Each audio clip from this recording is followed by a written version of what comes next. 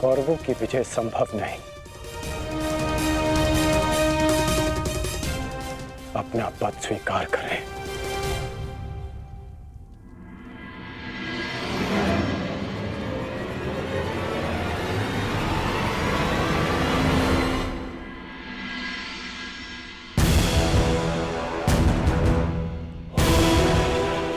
हर हर महादेव, हर हर महादेव, हर हर महादेव।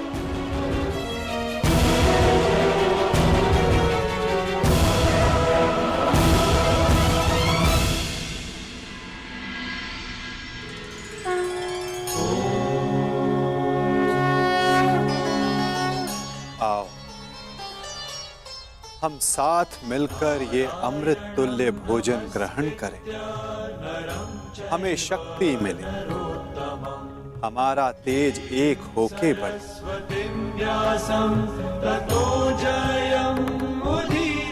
हमारा ज्ञान बढ़े, हमारे मध्य कोई विष न फैले, फैले तो केवल हमारा यश।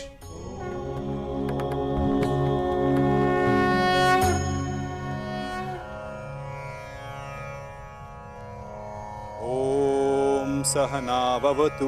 ओम सहना भवतु। सहनो भुनक्तु। सह वीर्यं करवावहे। सह वीर्यं करवावहे। तेजस्विनाय धीमस्तु। तेजस्विनाय धीमस्तु। मा विद्विषावहि। मा विद्विषावहि। ओम शांति शांति शांति।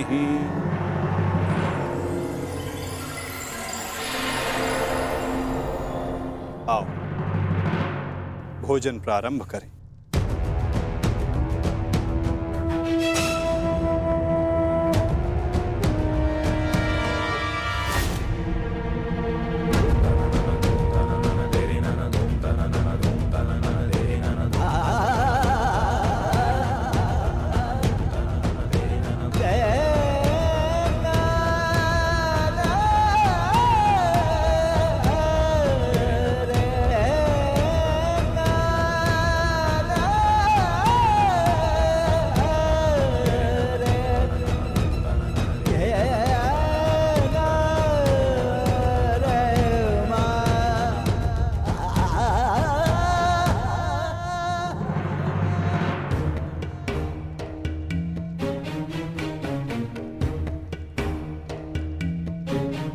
पिताश्री, रात्रि गहरी हो चुकी है, आपको विश्राम कर लेना चाहिए।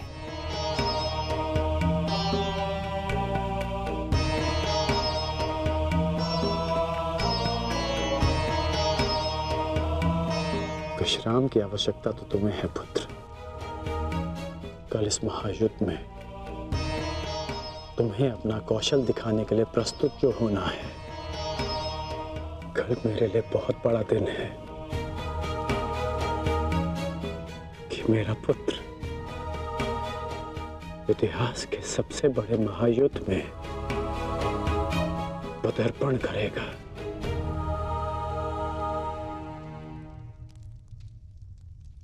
मुझे गर्व है तुम पर।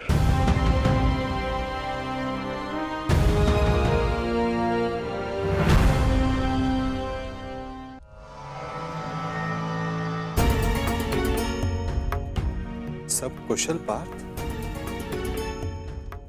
मैं तुम्हारे साथ हूं पार्थ।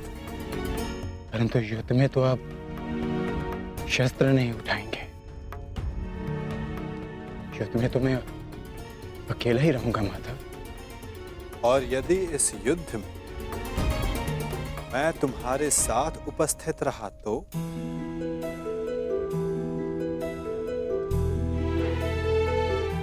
मुझसे अधिक भाग्यवान इस संसार में और कोई नहीं होगा।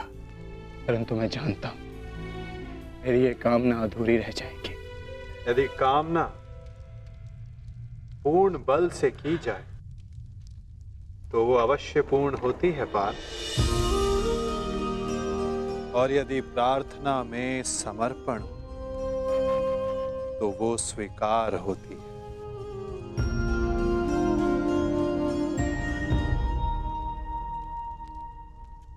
मैं आप सबके समक्ष एक घोषणा करना चाहता हूं।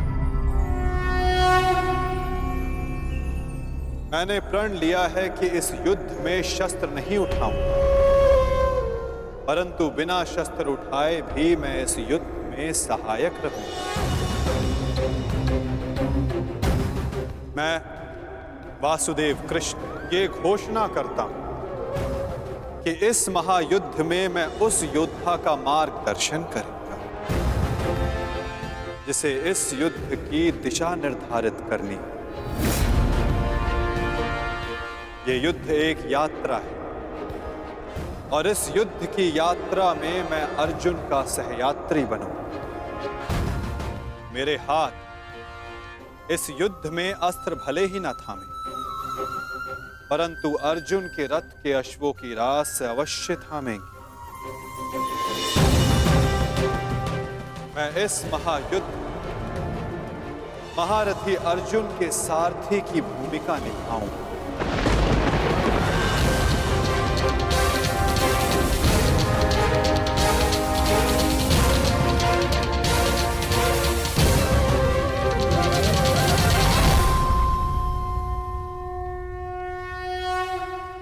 नहीं माधव, मैं रथी बनकर आपको आदेश दूं, यह संभव नहीं।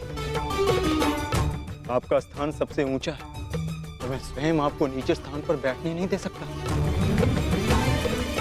पाल, कौन ऊंचे स्थान पर बैठा है और कौन नीचे स्थान पर, ये तो देखने वाले के दृष्टिकोण पर निर्भर करता है। तुमने कहा कि मैं सबसे योग्य हूं, और जो सबसे योग्य होता है उसका धर्म होता है कि वो अपने से छोटों का मार्गदर्शन करे, और मैं इस युद्ध में यही करूंगा।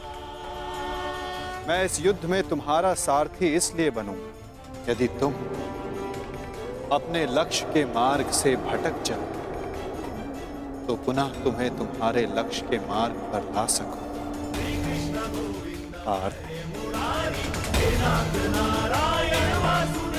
मुझ पर विश्वास है ना? निष्ठा है माधव।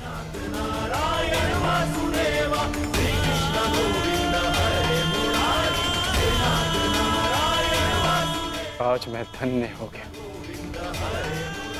जिसके सारथी आप हो। वो मार्ग कभी भटक ही नहीं सकता।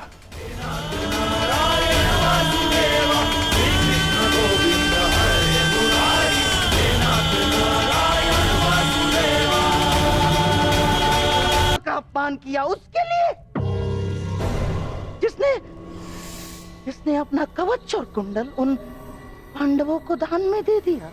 मेरा कवच, मेरा कौशल, मेरी प्रतिभा नहीं, वो केवल एक ढाल थी।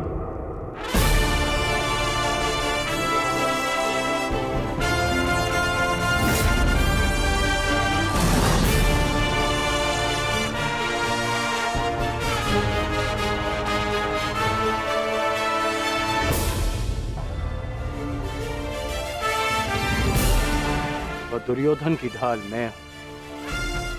मेरी मित्रता है,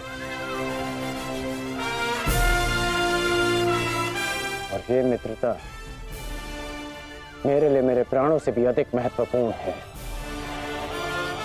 मैंने सदैव अपने मित्र के प्रति अपनी निष्ठा सिद्ध की है, और आज भी मैं ऐसा ही करूंगा।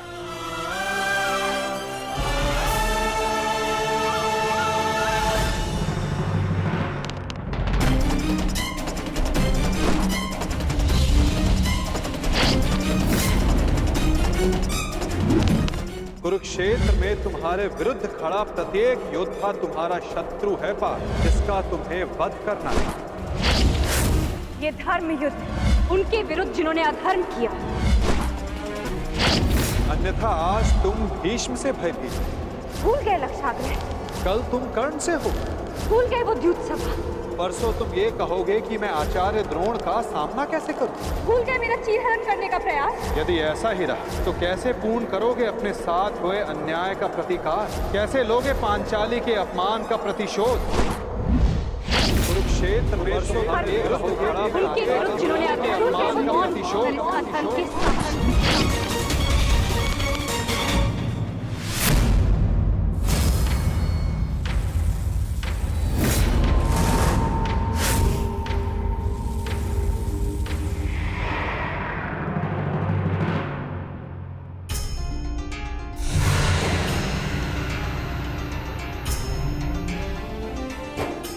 पुत्र का धर्म होता है बढ़ती आयु में अपने पितामह को संभालना। मैं युद्ध क्षेत्र में मैं कैसे गिरा सकता हूं? जिन्होंने मुझे धनुष उठाना सिखाया, जिनके कारण आज मैं सर्वश्रेष्ठ धनुर्धर हूं, उन गुरु द्रोण पर बाण संधान कैसे कर सकता हूं मैं? जीवन में पहली बार आज मेरे हाथ कांप रहे हैं, अर्थात ये सब ठीक नहीं, ये सब ठीक नहीं।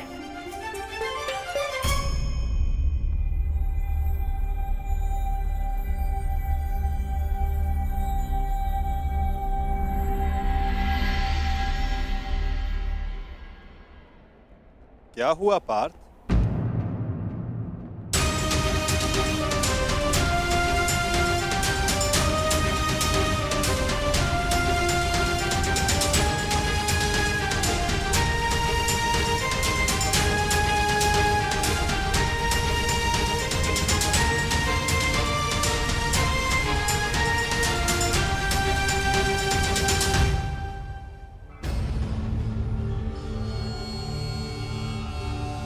जो अपने दृढ़ संकल्प और अचूक लक्ष्य भेदन के लिए जाना जाता है, जो केवल शब्द सुनकर उसका लक्ष्य भेद कर सकता है, आज वही अर्जुन विचलित है या उसके बाण विचलित है?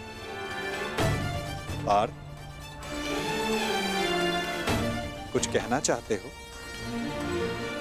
यदि तुम्हारे मन में कोई संदेह, कोई संकोच है तो उसे अपने सखा से बांट सकते हो। नहीं माधव, ऐसा कुछ नहीं है। आज कुछ अधिक ही थक गया हूं मैं, कदाचित इसीलिए। बड़ी विचित्र बात है, जो अर्जुन इतने वर्षों की कठिन तपस्या में नहीं थका, जो 12 साल के वनवास में और 1 साल के अज्ञातवास में नहीं थका, वो आज केवल 1 दिन में थक गया।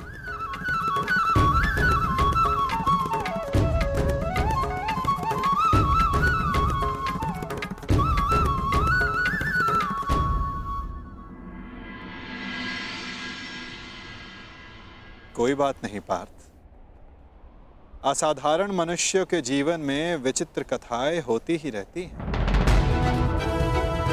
आओ, शिविर में चलकर सभी वीर मिलकर भोजन करें।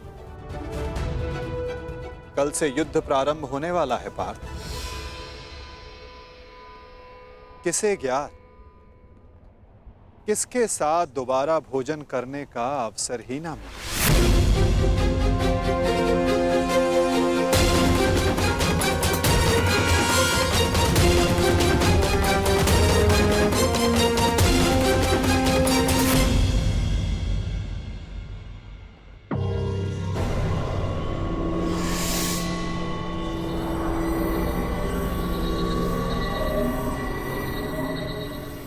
हम सबको यहाँ पे क्यों बुलाया गया है मामा श्री? क्या? मुझे तो लगा कि तुमने हम सबको यहाँ एकत्रित होने का आदेश दिया है।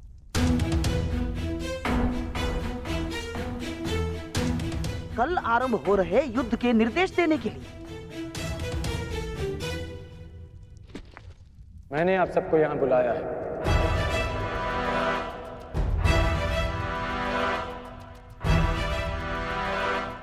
पधारने के लिए धन्यवाद।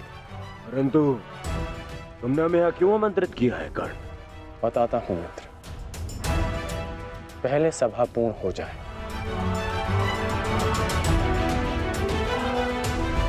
अभी एक योद्धा का आना शेष है।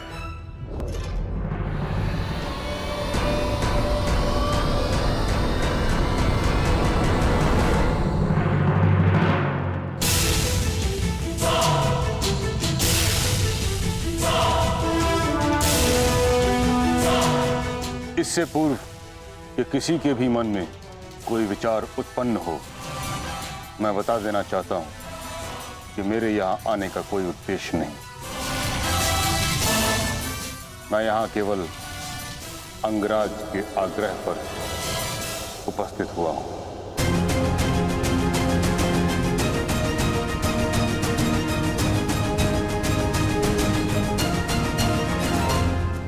कर्ण, मैं जानना चाहता हूं इस सभा को बुलाने का उद्देश्य क्या है मित्र?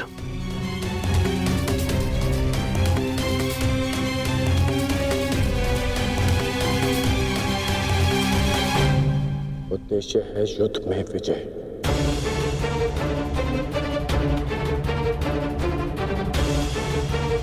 तुम अपने मित्र मुंह में आकर बहुत बड़ा अनर्थ करने जा रहे थे, और एक सच्चा मित्र होने के नाते मैं तुम्हें ये अनर्थ नहीं करने दूंगा।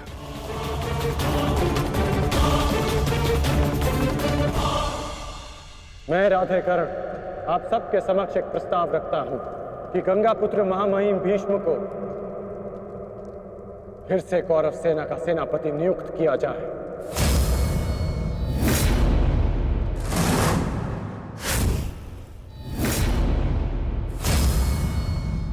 और ये घोषणा करता हूं कि जब तक महामहिम भीष्म इस युद्ध भूमि में सेना का नेतृत्व करेंगे, ये राधेकर्ण युद्ध भूमि में नहीं आएगा।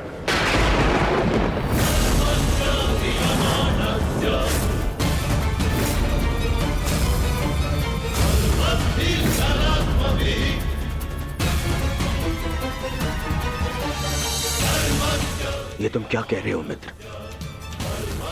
मुझे इस युद्ध में तुम्हारी अपने मित्र की ही सबसे अधिक आवश्यकता है। महामहिम से भी अधिक? नहीं मित्र, तुम भूल कर रहे हो। मैं कवच खोया योद्धा हूं, और महामहिम हस्तिनापुर के कवच हैं। तुम्हें मुझसे अधिक आवश्यकता उनकी है।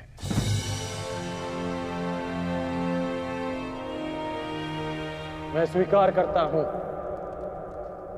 कि कौरव सेना का नेतृत्व करने में महामहिम से अधिक सक्षम कोई नहीं।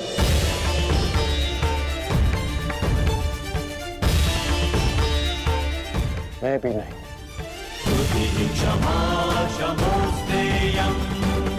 मुझ में योग्यता है, परंतु महामहिम अपने विवेक, धर्म और शौर्य के लिए जाने जाते हैं, और इनके विवेक का मैं भी सम्मान करता हूं।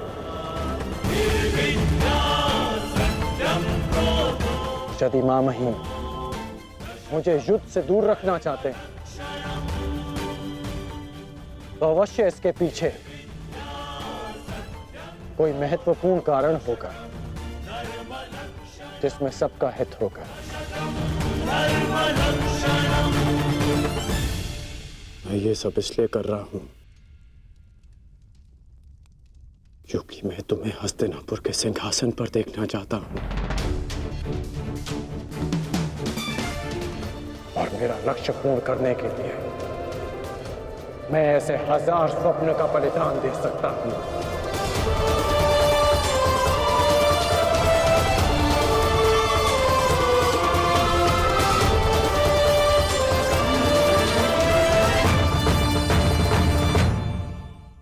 पिताश्री, मैं जाने से पूर्व आपको एक वचन देना चाहता हूं। वचन कि आपका गर्व बढ़ेगा और सर नीचा होगा उन लोगों का जिन्होंने आपको इस युद्ध में प्रवेश करने से रोका। मैं आपकी तुलना करने में भले ही समर्थ नहीं, परंतु शत्रु मेरी तुलना आपसे अवश्य करेंगे पिताश्री।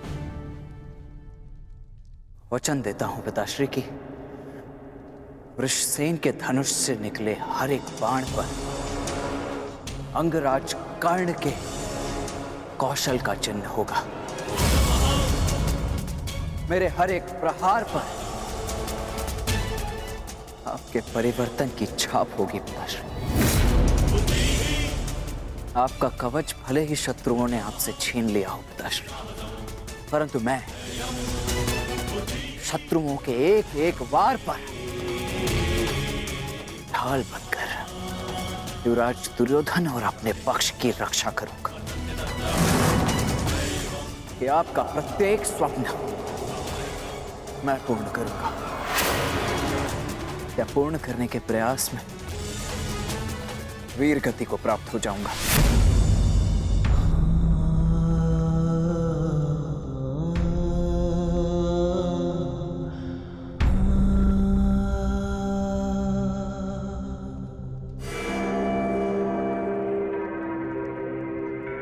द्रोण शिष्य अर्जुन,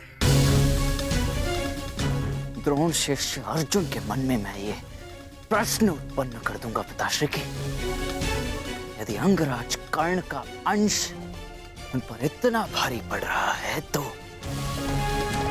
तब क्या होगा जब स्वयं अंगराज कर्ण से उनका सामना होगा।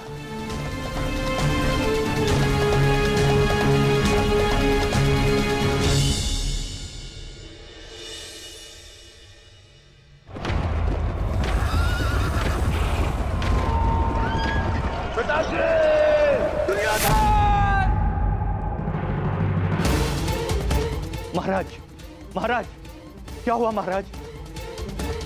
आप ठीक तो है ना? क्या आपने कोई दुस्वप्न देखा है?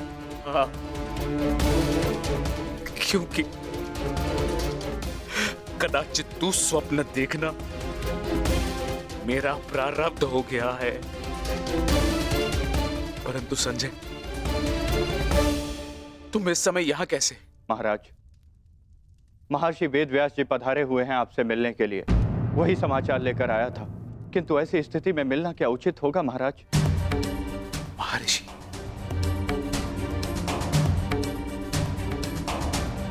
अवश्य ही कुछ उचित सोचा होगा, तभी पधारे हैं। उन्हें सादर अंदर ले आओ संजय। जैसी आज्ञा महाराज।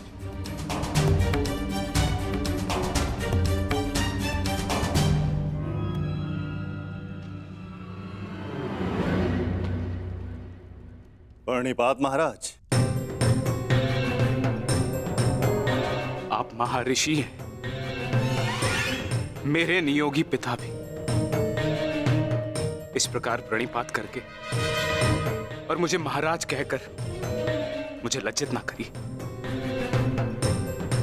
आइए, आपका स्वागत है। आइए, आइए। मैं यहां अपने नियोगी पुत्र से मिलने नहीं, अपितु हस्तिनापुर नरेश को चेताने आया हूं। ये बताने आया हूं कि ये समय सोने का नहीं, अपितु जागने का है। इस महायुद्ध को रोकने का है। यह इस महायुद्ध से पूर्व की अंतिम रात्रि है। इस महायुद्ध को रोकने का प्रयत्न कीजिए महाराज।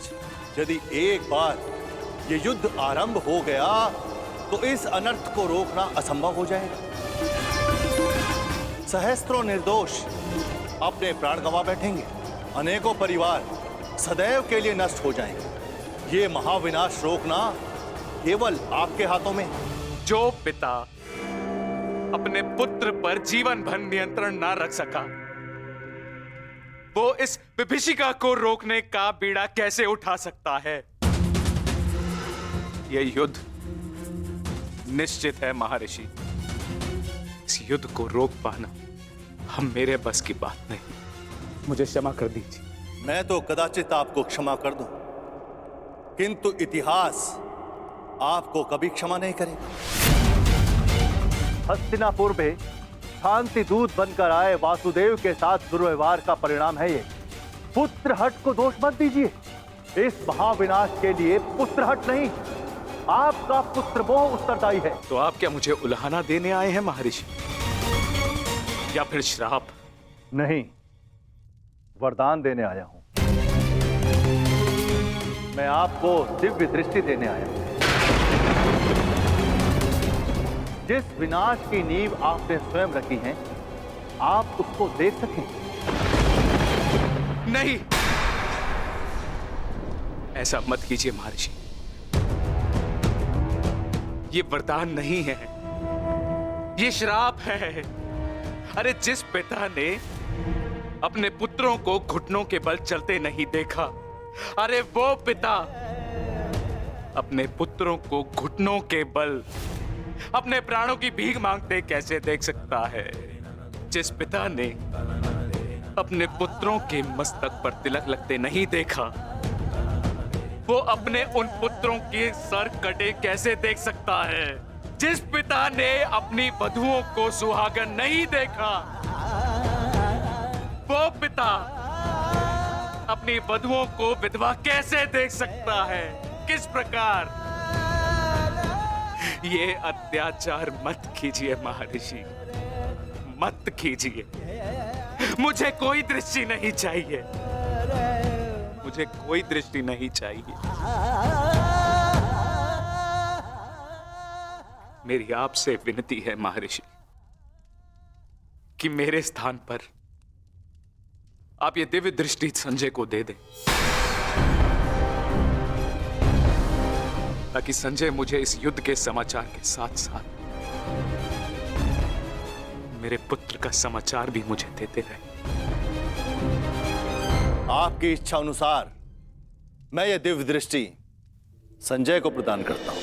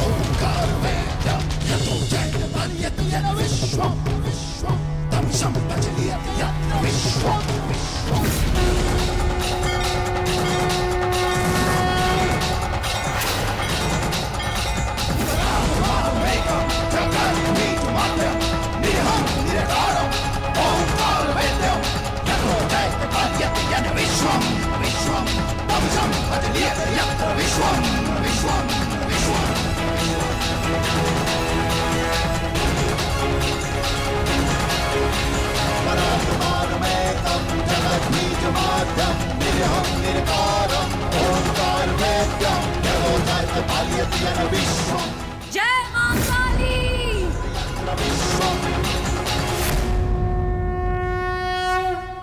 अपना सर्वश्रेष्ठ प्रदर्शन करना पुत्रों, अपने पिताओं की प्रतिज्ञा को स्मरण रखना और अपनी माता के अपमान को मत भूलना।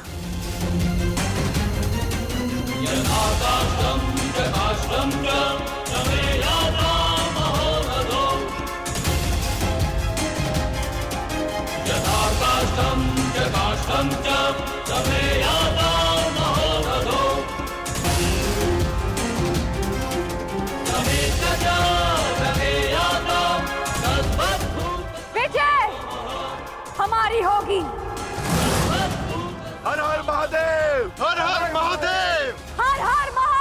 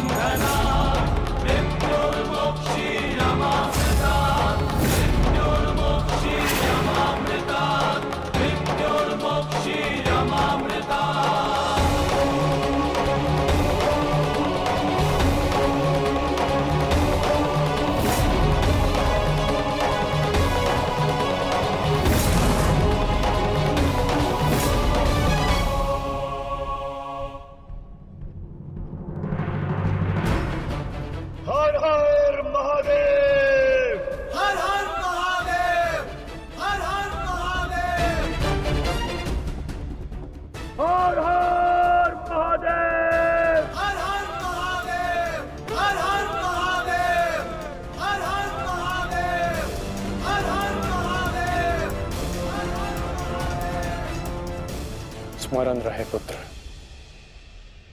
अब इस युद्ध भूमि में तुम्हारे विरोध में जो भी हो उससे तुम्हारा कोई संबंध नहीं। तुम्हारा संबंध केवल तुम्हारे कर्तव्य और तुम्हारे लक्ष्य से है। यदि मेरे स्थान पर आप होते तो क्या आपके लिए ये स्वीकार कर लेना इतना ही सरल होता पिताश्री? सत्य कहूं तो सरल नहीं होता, विशेषकर तब जब मुझे ज्ञात हो गया है कि पांडवों से मेरा रक्त संबंध है। किंतु पुत्र, मैंने सदैव एक बात को माना है कि आपको आपके वचन पर अडिग रहना चाहिए।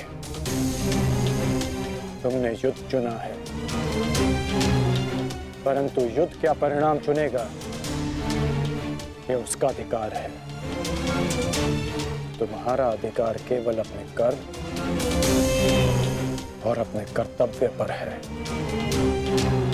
इस युद्ध में अपना सर्वश्रेष्ठ प्रयास करना।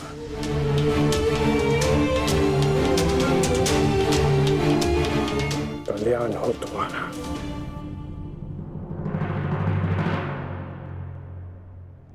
हर हर महादेव! हर हर महादेव! हर हर महादेव!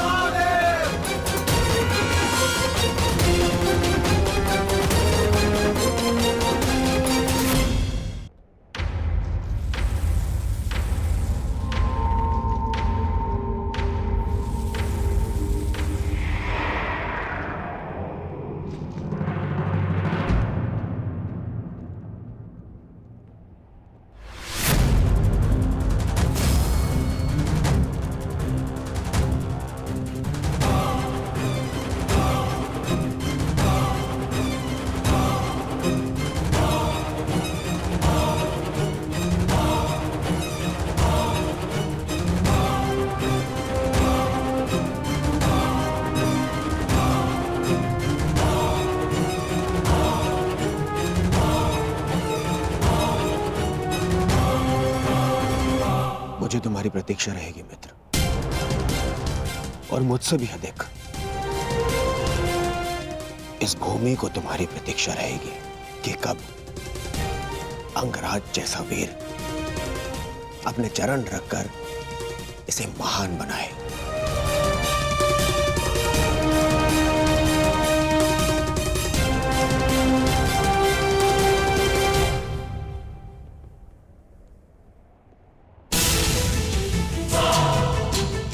सुरक्षित रहना।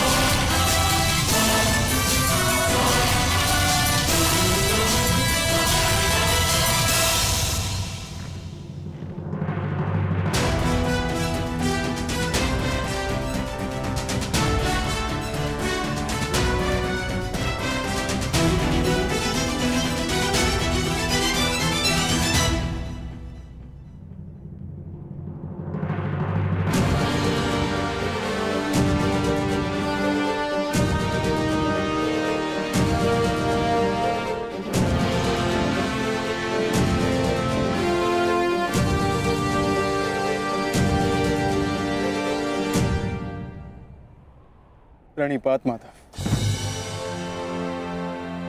कल्याण वस्तु।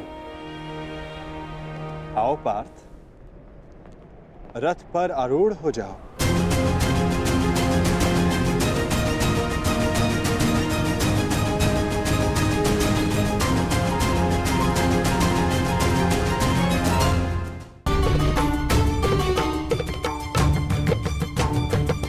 किस संशय में हो धनंजय, विचरण करने का समय जा चुका है, अब केवल पुरुषार्थ करने का समय है।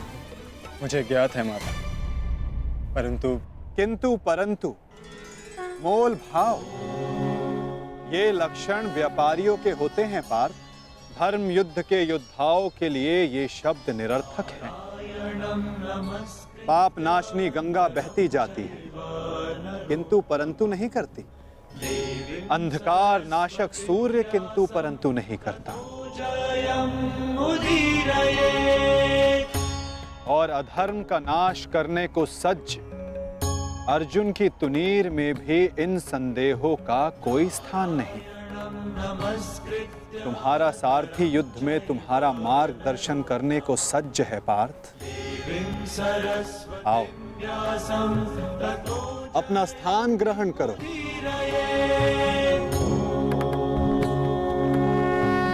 कुरुक्षेत्र की युद्ध भूमि तुम्हें पुकार रही है पार्थ।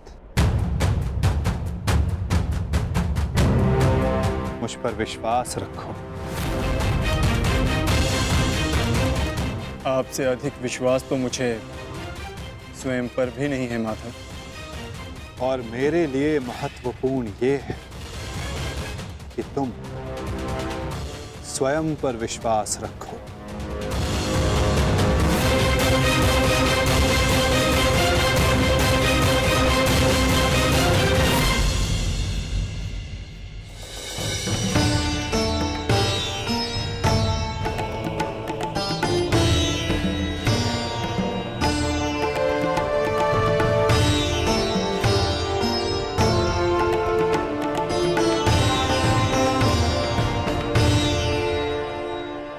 कुछ भूल तो नहीं रहे हो पार्थ? क्या माधव? भ्राता भीम को वीर हनुमान ने इस युद्ध में आप सबकी सहायता करने का वचन दिया था। उनका साथ आप सबको साहस, शक्ति और निडरता देगा। बजरंग बली का आवाहन करो पार्थ।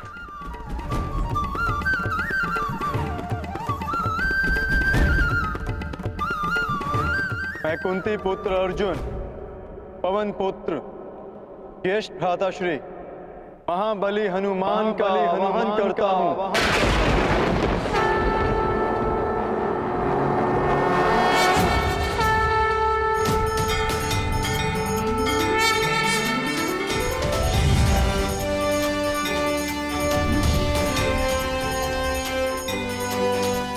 हे महाबली हनुमान, मेरे रथ के ध्वज पर विराजमान होइए। अंजनी गर्भ संभूता कपिंद्र सचिपुत्रम। अंजनी गर्भ संभूता कपिंद्र सचिपुत्रम। राम प्रिय नमस्तुभ्यं। बजरंग बली पधार गए।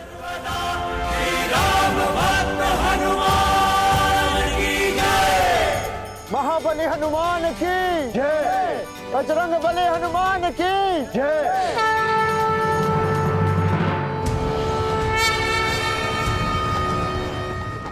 युद्ध का पहला दिन।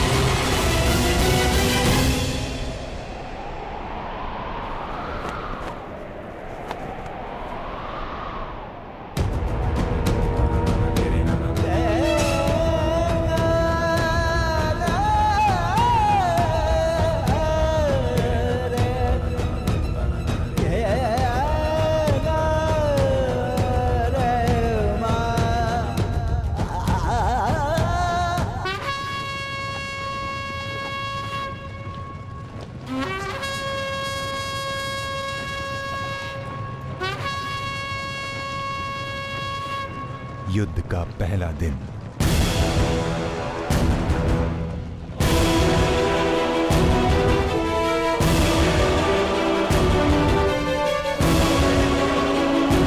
युद्ध प्रारंभ करने की आज्ञा है धर्मराज।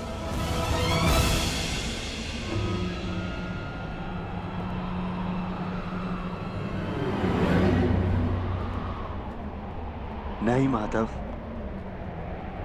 अभी नहीं।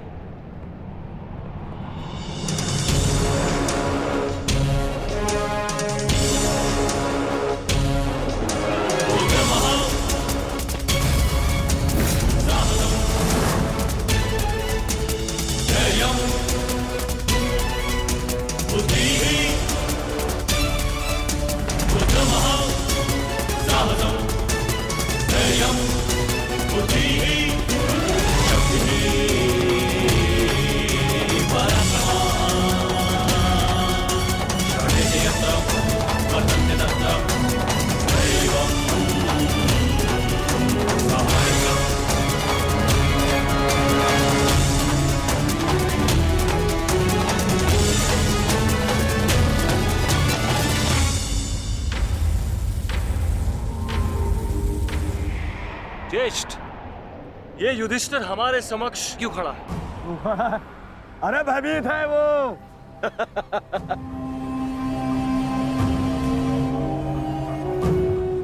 हमारी सेना को देख के कदाचित भयभीत हो गया है ये युधिष्ठिर। इसे सत्य का ज्ञात हो गया है। इस युद्ध में इसे विजय नहीं मिल पाएगी। समझ रहे?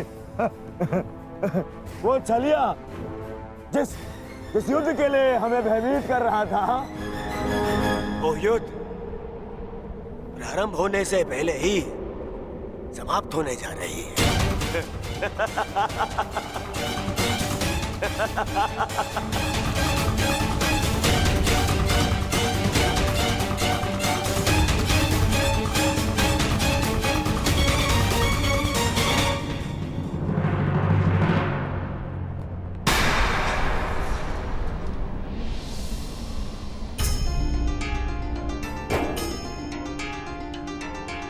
प्रणिपात पितामह।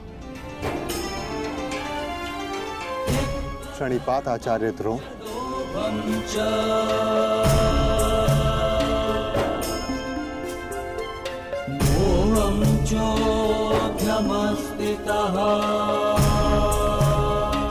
और उन सबको भी प्रणिपात जो आयु में, ज्ञान में, अनुभव में मुझसे बड़े हैं। और मैं उन सबका अभिनंदन करता हूं जो एक योद्धा होने का कर्तव्य निभाने के लिए इस कुरुक्षेत्र में पधारे हैं। मैंने सदैव अपने बड़ों से सीखा है कि कोई भी कार्य आरंभ करने से पूर्व बड़ों का आशीर्वाद अनिवार्य है। और मैं अपने सभी भ्राताओं की ओर से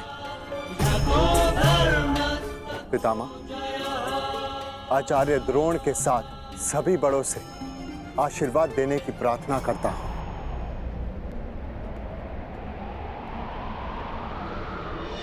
आयुष्मान भव।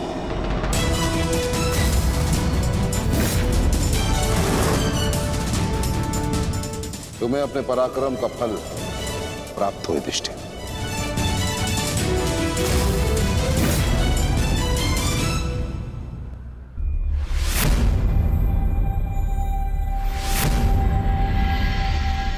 एक और पितामह है जिन्होंने मुझे जीवन का मूल्य समझाया, और दूसरी ओर गुरुद्रोण जिनके दी हुई शिक्षा ने अर्जुन से धनंजय बनाया।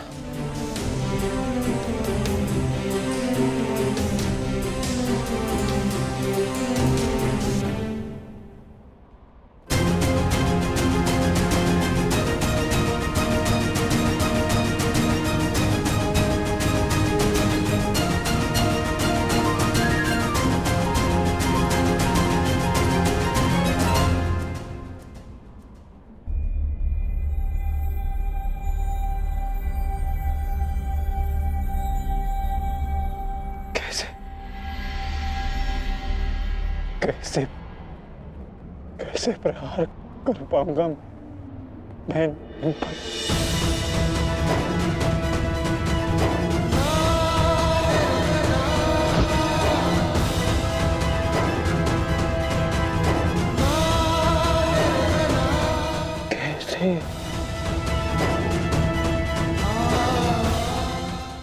कैसे प्रहार कर पाऊंगा इन पर?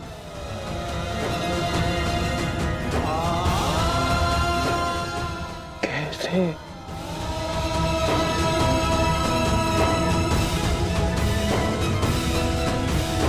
क्या हुआ पार्थ?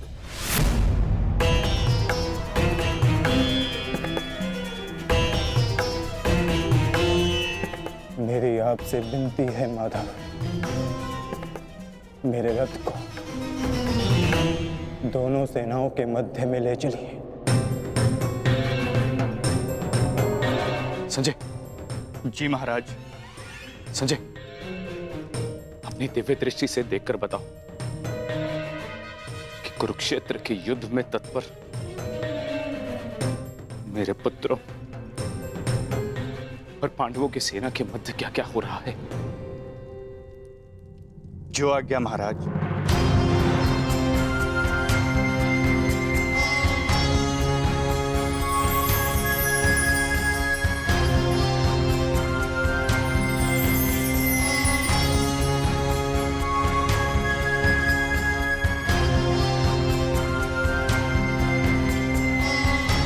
गांडीवधारी राजकुमार अर्जुन के सारथी बने वासुदेव श्री कृष्ण से राजकुमार अर्जुन रथ को दोनों सेनाओं के मध्य में ले जाने की आग्रह कर रहे हैं महाराज। परंतु क्यों पार्थ? ये समय तो दूसरे पक्ष की सेना को तहस नहस कर देने का है। फिर क्यों तुम रथ को दोनों सेनाओं के मध्य में ले जाने की विनती कर रहे हो? युद्ध से पूर्व मैं दोनों सेनाओं का निरीक्षण करना चाहता हूं। क्या तुम वही अर्जुन हो पार्थ, जिसे लक्ष्य संधान के समय पेड़ से बंधी चिड़िया की आंख के अतिरिक्त और कुछ नहीं दिखाई देता था? और आज वही अर्जुन पूरी रणभूमि का निरीक्षण करना चाहता है। बड़ी विचित्र बात है। हाँ माधव,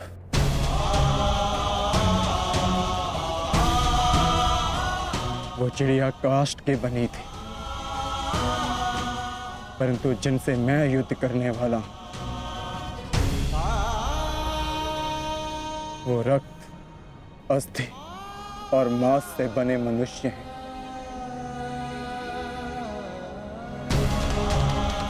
जिनमें प्राण है, और सबसे बड़ी बात,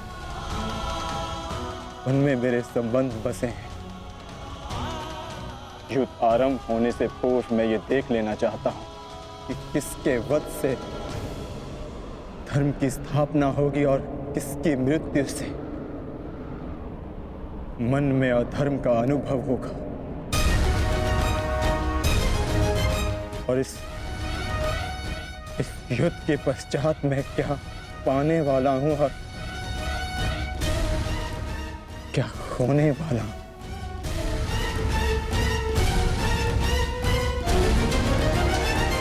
तुम एक योद्धा हो अर्जुन, और तुम यहां अधर्म का बलिदान लेने आए हो, या स्वयं को धर्म पर बलिदान देने के लिए। और एक बलिदानी क्या पाएगा क्या खोएगा, उसकी गणना नहीं करता। बात मेरे बलिदान की नहीं है माधव। इस युद्ध में सहस्त्रों के प्राण दांव पर लगे हैं, और मैं ये निश्चित करना चाहता हूं कि कुरुक्षेत्र में मैं अधर्म का नाश करने जा रहा हूं या फिर धर्म की हानि भी करने जा रहा हूं। नाश और निर्माण की शक्ति केवल विधाता के पास होती है पार्थ। मनुष्य विनाश या विध्वंस नहीं करता। मनुष्य तो केवल ईश्वर का निमित्त मात्र होता है। निमित्त होकर यदि वो विनाश और विध्वंस का उत्तरदायित्व स्वयं पर ले, तो उससे केवल अहंकार का जन्म होता है पार्थ, जो ये मानता है कि वो कुछ नहीं कर रहा। उसी के हाथों महान कार्य संपन्न होते हैं।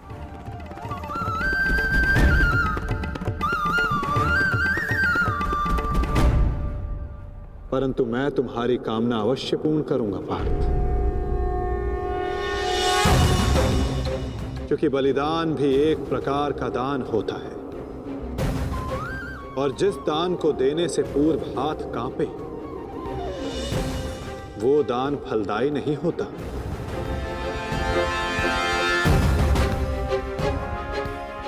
आओ पार्थ, मैं तुम्हें युद्ध भूमि के मध्य ले चलता हूं।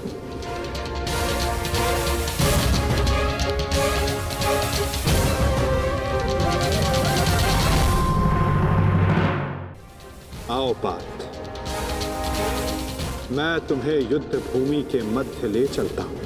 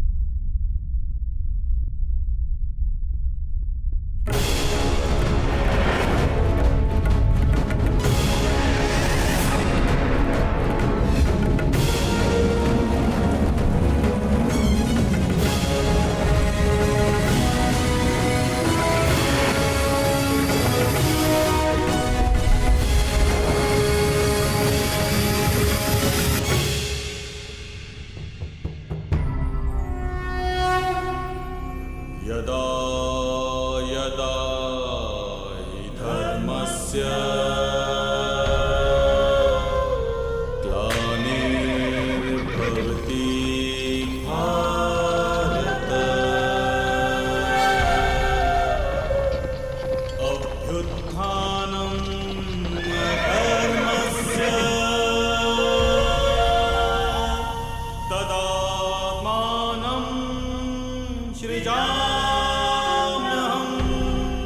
जिस प्रकार तुम कर्तव्य और कर्म के मध्य खड़े हो, उसी प्रकार तुम अब दोनों सेनाओं के मध्य खड़े हो पार्थ।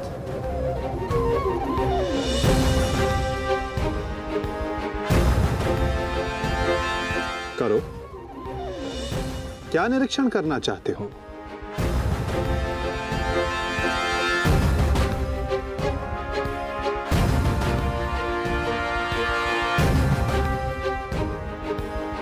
क्या हुआ पार्थ? ऐसा कौन सा भाव है जो तुम्हारे मन को विचलित कर रहा है? ऐसा कौन सा प्रश्न है जिसका उत्तर तुम्हें नहीं मिल रहा?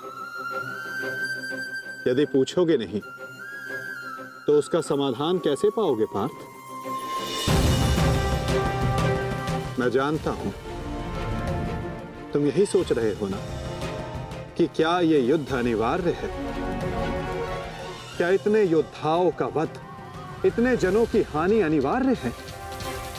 क्या ये सब कल्याण के लिए है भी या नहीं? है ना पार्थ? यही विचार मेरे मन को विचलित किए जा रहे हैं माधव। क्या वास्तविकता में यह युद्ध अनिवार्य है?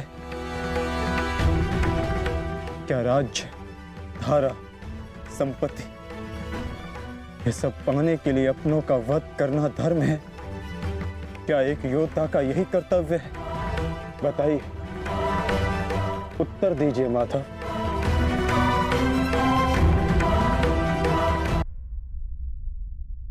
उत्तर तुम्हें अवश्य मिलेगा पार्थ कि इस युद्ध में धर्म की ओर कौन है और अधर्म की ओर कौन। मैं तुम्हें अवश्य दिखाऊंगा।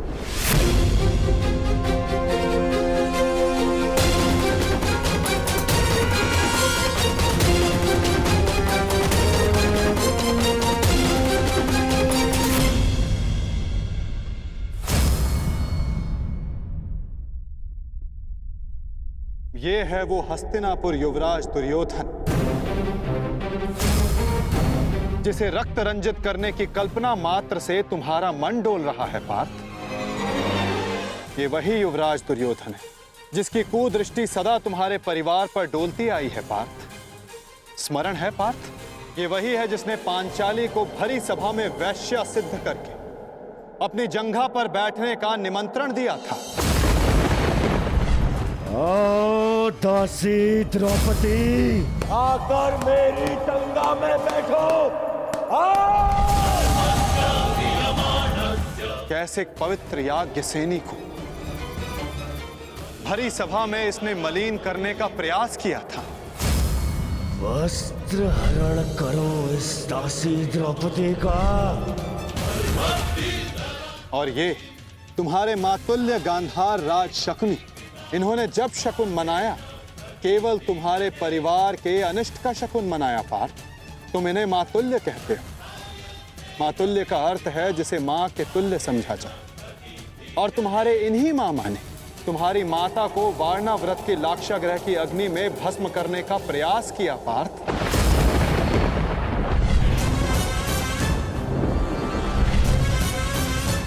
और वो जो ऊंची दृष्टि करके खड़ा मध्यांध दुशासन, स्मरण करो पार्थ, कैसे वो द्रौपदी को उसके केशों से खींचकर भरी सभा में लाया था।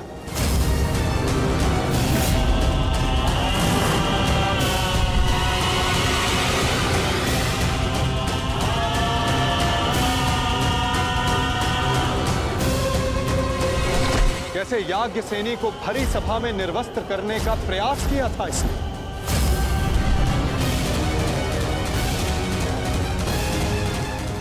क्या तुम ये सब भूल रहे हो पार्थ? ये है महामहिम भीष्म, द्रोणाचार्य, अश्वत्थामा। जब ये अधर्म हो रहा था तो ये सब मौन रहे। ये वो अत्याचार, वो अधर्म मौन रहकर देखते रहे।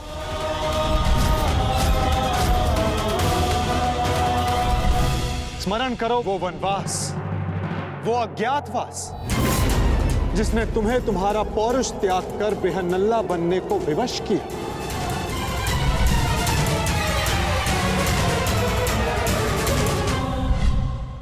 स्मरण करो उन प्रतिज्ञाओं को जो तुम पांचों ने वनवास जाते समय ली थी। 13 वर्ष पश्चात हम फिर लौटेंगे और इस बार आज्ञा नहीं, हम अपना अधिकार लेंगे। मैं प्रतिज्ञा लेता हूं कि पांचाली के अपमान पर अट्टहास करने वाले इन 100 कौरवों को मैं अपने इन हाथों से यमलोक भेज दूंगा।